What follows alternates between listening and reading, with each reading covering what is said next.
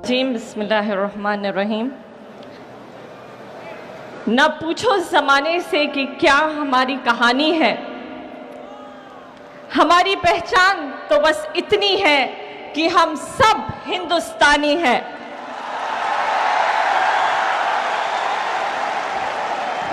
Stage पे बैठे तमाम खुसूसी मेहमान, तमाम जिम्मेदारान और मेरे सामने बैठे हुए तमाम हक परस्त लोग और बड़ी कुर्बानियों के साथ बैठी हुई मेरे मोहतरम माएँ बहनें, अस्सलामु अलैकुम व रहमतुल्लाहि व बरकातहू।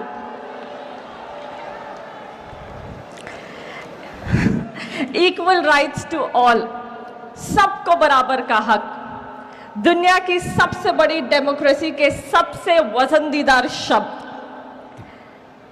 हिंदुस्तान का कॉन्स्टिट्यूशन हमें इक्वल राइट्स टू ऑल की आज़ादी देता है, लेकिन आज का पॉलिटिकल सिचुएशन ने इस मतलब को ही बदल दिया है। यहाँ सिर्फ उनकी हिफाजत और राइट्स मिल रही हैं जो आज मौजूदा सरकार की चापलूसी करता है, वो चाहे रेपिस्ट हो, क्रिमिनल हो, चोर हो या लिंचिंग करने वाला हो। इनका एक नया मोटो है, या तो बीजेपी के साथ जुड़ जाओ या तो फिर जेल चले जाओ। ऐसे बहुत सारे एग्जाम्पल्स हमारे सामने हैं। ऐसे वाक़यात हमें आज़ादी से पहले भी देखने को मिलती थी कि लोग डर के मारे बीजेपी की ब्रिटिश हुकूमत के साथ जाकर जुड़ जाती और उनकी चापलूसी किया करती थी। एक पॉलिसी और भी थी ब्रिटिशर्स की, वो था डिवाइड एंड रूल, जो आज के पॉलिटिकल फैसिस्ट लोग अभी भी उनका पॉलिटिकल हथियार बनाकर इस्तेमाल कर रही हैं। और शायद हमारी कहीं ना कहीं हमारी खामोशी की वजह से ऐसी सियासत में वो कामयाब भी हो रही हैं, लेकिन ये नहीं जानते कि ये तभी भी गलत और नुकसानदायक था और आज भी गलत और नुकसानदायक है। सुन लो ऐ फैसिस्ट ताकतें, तुम ये नफरत की सियासत फैलाने में कभी भी कामयाब नहीं होगे। तुम कितनी भी कोशिश कर लो, हम लोग तुम्हें इस मकसद में कभी कामयाब होने नहीं देंगे। एक मजबूत चट्टान की तरह हमेशा तुम्हारे खिलाफ खड़े होंगे। आज हिंदुस्तान की हालत बहुत ज्यादा पस्त है, लेकिन जनाब कहने से नहीं थकते कि सब कुछ ठीक है। शायद मोदी जी का स्पीच का पेपर जो है बदल गया था कि वो ह्यूस्टन में जाकर यूनिटी और डाइवर्सिटी के हक के एग्जाम्पल्स देकर कह रहे थे कि सब कुछ ठीक है हिंदुस्तान में। एक तरफ से कहते हैं कि आर्टिकल 370 को निकालकर अन्य हिंदुस्तानियों की तरह कश्मीरियों को भी पूरा अधिकार दिया जाएगा। अरे कहाँ मिल रहा है अधिकार? 60 दिन से कश्मीरियों को लॉकडाउन किया गया है। उनको डेमोक्रेटिक राइट तो क्या, बेसिक नेचुरल ह्यूमन राइट से भी उनको महरूम किया जा रहा है। इंटरनेट बंद है, फोन बंद है, यहाँ तक कि मस्जिदों में जाना तक मना किया गया है। सुनने में तो ये भी आया है कि अगर से मैयत हो जाती है तो दफनाना भी मुश्किल हो चुका है। अरे कहना आसान है कि सब कुछ ठीक है, लेकिन हकीकत कुछ और है। और हकीकत जानने के लिए मोदी जी आपको अपने विदेशी दौरे छोड़कर अपने मुल्क हिंदुस्तान में वक्त बिताना चाहिए। अरे खौफ कीजिए उन मजलूमों की हाय से, कहीं खुदरत का कहर तुम पर ना बरस पड़े। और अब तो लगता है कि खुदरत का कहर बरसना शुरू हो चुका है। जीडीपी 8% से लेकर 5% हो चुकी है। ऑटोमोबाइल कंपनीज बंद हो रही है, व्यापारियां सड़क पर आ चुकी हैं और एक सर्वे रिपोर्ट के हिसाब से अनएम्प्लॉयमेंट 35 साल से सबसे ज्यादा है। और एशियन करेंसी में तो हमारा वर्स्ट परफॉर्मेंस रहा है। यहाँ तक कि आम आदमियों को 2 वक्त का खाना खाना भी बहुत मुश्किल हो चुका है। जिस देश की अर्थव्यवस्था यानी कि इकोनॉमिक कंडीशन कगार पर है, लेकिन इनके अय्याशों में कोई कमी नहीं है। बहुत हो चुकी भारत के खर्चे पर विदेश यात्राएं, टैक्स पेयर के खर्चे पर विदेश यात्राएं। अरे आपका क्या है? आप तो कहते हैं कि मैं फकीर हूं, झोला लेकर चला जाऊंगा। अन्य हिंदुस्तानियों का क्या होगा? वो कहां जाएंगे? एक वक्त था एक वक्त था जब हम डरते थे बेईमानों से, जालिमों से, गद्दारों से।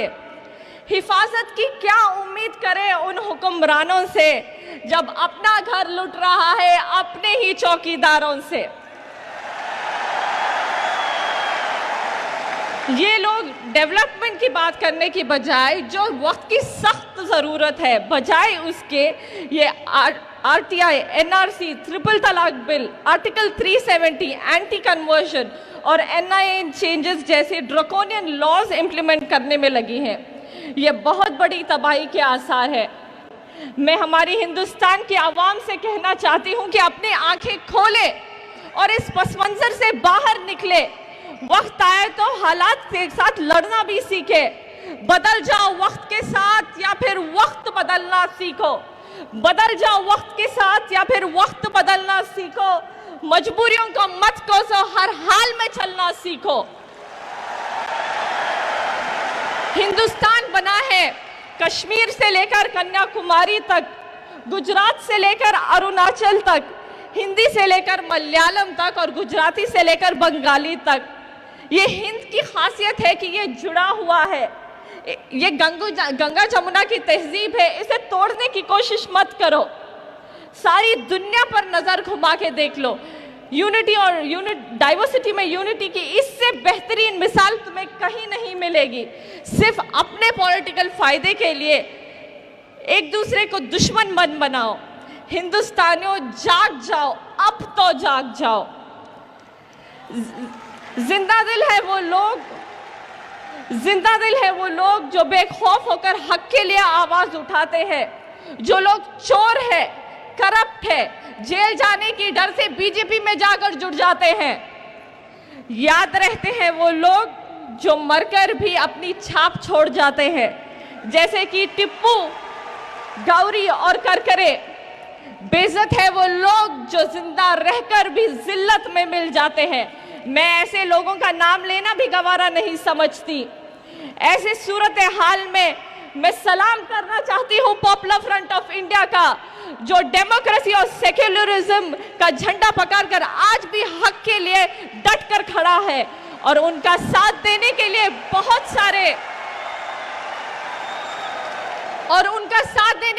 बहुत सारे हक परस्त लोग और ऑर्गेनाइजेशन इस स्टेज पर भी मौजूद है। हिंदुस्तान वीर योद्धा की टोली के नाम से जाना जाता था, टिप्पू सुल्तान, भगत सिंह, झांसी की रानी। लेकिन हिंदुस्तान आज भगोड़े, रेपिस्ट, फैसिस्ट, लिंचिंग करने वालों के नाम से जाना जा रहा है। सोने की चिड़िया आज मजलूमों का पिंजरा बन रहा है। ऐसे बहुत से ड्रकोनियन लॉज उन्होंने हाल ही में लागू किए हैं। उनमें से एक है जिसे वो कहते हैं मुस्लिम वुमेन बिल। इस मुस्लिम वुमेन बिल के तहत उन्होंने ट्रिपल तलाक बिल को लागू कर दिया। उन्होंने हमारी बुनियादी हुकूक के अंदर मुदाखिलत की है, जिससे कोई भी मुसलमान खवातीन को इस बिल के तहत इंसाफ या कोई भी फायदा नहीं होगा, सिर्फ और सिर्फ नुकसान होगा। अरे मैं पूछना चाहती हूँ ये हुकूमत से, अगर से वाकई में आपको हमारे मुसलमान खवातीन के हुकूक, उनके हक, उनके डेवलपमेंट के बारे में सोचना है, आइए ना, ऐसे बहुत सारे मसले हैं जिसको तवज्जो देना बहुत ज़्यादा ज़रूरी है, जैसे कि एजुकेशन, अनएम्प्लॉयमेंट, रेप केसेस जो औरतों और बच्चों पर लगातार बढ़ रही है। इन तमाम चीज़ों के ऊपर तवज्जो दे। लेकिन हमारे मुल्क में तो उल्टा ही हो रहा है। रेपिस्ट को इज्जत दी जाती है, यहाँ तक कि उनके हक में नारे तक लगाए जाते हैं। उनका एक बहुत मशहूर नारा था जिससे उन्होंने शुरुआत की थी, बेटी बचाओ। सुना था आप लोगों ने? बेटी बचाओ का नारा सही ही कहा था, बेटी बचाओ। सिर्फ हम लोग समझ नहीं पाए। उन्होंने कहा था बेटी बचाओ उनके विधायकों से, लेकिन हम बेवकूफ समझ बैठे कि ये हमारी बेटियों की हिफाजत करेंगे। ये किस तरफ हम लोग बढ़ रहे हैं? क्या अन्य समाज भी मोदी भक्तों की तरह अंधा हो चुका है? जो कम्युनलिज्म के बादल हिंदुस्तान में छाए हैं वो बहुत ज्यादा डेंजरस है। अगर हम इस हालात में सही और गलत, हक और नाहक को नहीं पहचानेंगे तो आज जो मौजूदा हालात ख़राब हैं, आने वाले दिनों में वो हालात बहुत ख़तरनाक बनने वाले हैं। सिर्फ सोचने और पहचानने से काम नहीं चलेगा। हमें हिंदुस्तान की कॉन्स्टिट्यूशन ने ये आज़ादी दी है और ये हक दिया है कि हमारे डेमोक्रेटिक तरीक़े से एकजुट होकर इसके ख़िलाफ़ आवाज़ उठाए। मैं बस इस उम्मीद के साथ अपनी बात को मुकम्मल करना चाहूँगी कि मेरे सामने बैठे हुए तमाम हक परस्त लोग और जहाँ कहीं भी लोग ये पैगाम को सुन रहे हैं, कहीं ना कहीं उनके दिलों में आज भी डेमोक्रेसी और कॉन्स्टिट्यूशन पर यकीन है और उसको बचाने के लिए वो जितनी भी हद तक जा सकते हैं वो जाने की कोशिश करेंगे। और जो लोग और पॉपुलर फ्रंट ऑफ इंडिया जैसे तंजीमें जो हक को हक बोलने का दम रखती है, उनके साथ हम लोग हमेशा खड़े होंगे। नेशनल वुमेन्स फ्रंट और उन जैसी बहुत सारी तंजीमें हैं जो उनका साथ देगी, क्योंकि हम लोग यहाँ मौजूद हैं हालात बदलने, और मरते दम तक हम लोग ये कोशिश करेंगे कि हमारे हालातों में तब्दीली आए। ये तो आती जाती हुकूमतें हैं, इन लोगों से क्या डरना, बस दिल में यकीन और जज्बा होना चाहिए। हम लोग हर मुश्किल को पार कर जाएंगे। बस एक आखिरी बात कहना चाहूँगी, शाखों से टूट जाएं वो पत्ते नहीं है हम, शाखों से टूट जाएं वो पत्ते नहीं है हम, आंधी से कोई कह दे कि औकात में रहे। इसी के साथ अस्सलामु अलैकुम व रहमतुल्लाहि व बरकातहू।